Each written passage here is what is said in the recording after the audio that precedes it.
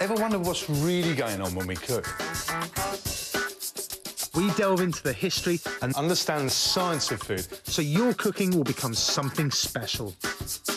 And if you've ever wondered what goes into your cuppa, prepare to be enlightened. Across the globe, we drink more tea than any other drink. In fact, we drink as much tea as we do cola, fruit juice, beer, coffee combined. In this programme, we'll be finding out what the world's favourite refreshment offers the cook. I'll be tea smoking a chicken, making a refreshing green tea ice cream, and of course, indulging in a classic high tea with scones, jam, and lashings of clotted cream. Tea is more than a drink in Britain. It's a way of life. It's part and parcel of national identity. It's something common to us all. It's part of what makes Britons British. But despite the fact they drink 165 million cups of tea every day, for the British, tea drinking is a surprisingly recent habit. It's about 350 years since we started drinking tea, and it is so much part of our everyday lives now that it's strange to think that beyond that time, 350 years, we actually didn't know very much about the drink. But at the beginning of the 17th century, tea started trickling into Europe.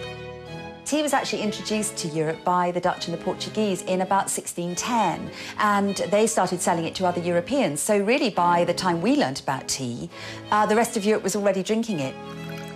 In Britain, tea only became fashionable when Charles II got a new wife. Tea was actually given a boost in the early 1660s by the Portuguese princess, Catherine of Braganza, who arrived in England to marry King Charles II. Her Majesty desires tea. Tea. As part of her dowry, she brings tea and makes it fashionable in the London court, and that is really the start of the British love affair with tea. By the beginning of the 18th century, the taste for tea was growing, but coffee was still far more popular. And coffee houses were plentiful. In the city of London, in the square mile, there were over 2,000 at that time. Tea was sold in coffee houses, but there was a major flaw with this business model. Women never went into coffee houses. They were very much male enclaves, smoky and noisy and just business places, really. But one enterprising coffee shop owner spotted that women were the ones that wanted to buy tea, which left a major gap in the market. Thomas Twining was a coffee salesman with a big idea. When he opened a place where ladies could buy tea, he struck gold. So Thomas quickly realised that the ladies were going to be the champions of tea, and his shop had the potential to serve them in total respectability. And 300 years later, this tea emporium can still be found on London's Strand. But tea was still hugely expensive and way beyond the reach of most people. There are lovely stories of maids being found sitting in the ingle nook of the big hearth in the kitchen, slurping the slops from the bottom of the tea bowls and the teapots. And a huge tax of over 100% drove a massive black market.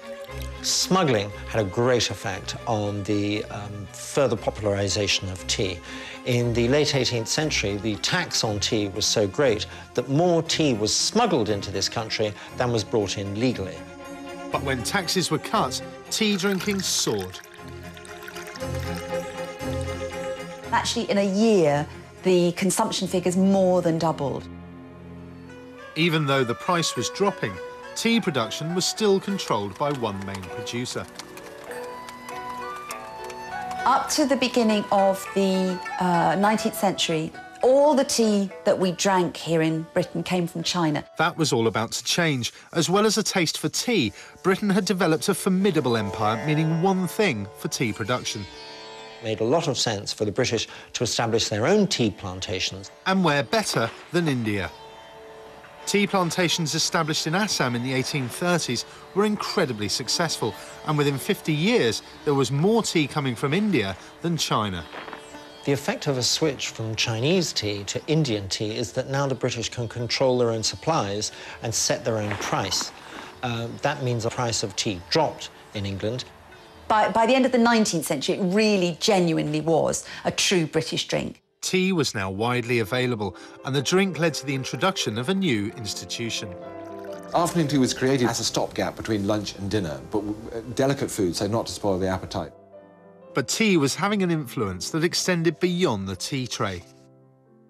Around about the 1880s, women's fashion dictated that the ideal waist was 18 inches. And the only way to achieve that was to be very tightly corseted. Essential, really, that ladies could be more comfortable. So for tea at home, tea gowns became very fashionable. And these were designed to be extremely loose, very, very elegant. So a little bit like loosening your belt at dinner. You could actually take off the corset, put on these wonderful gowns, still look very, very beautiful, and drift around with your friends. So tea drinking by this time in Britain is actually having an influence on fashion, on behaviour, on the way ladies dress.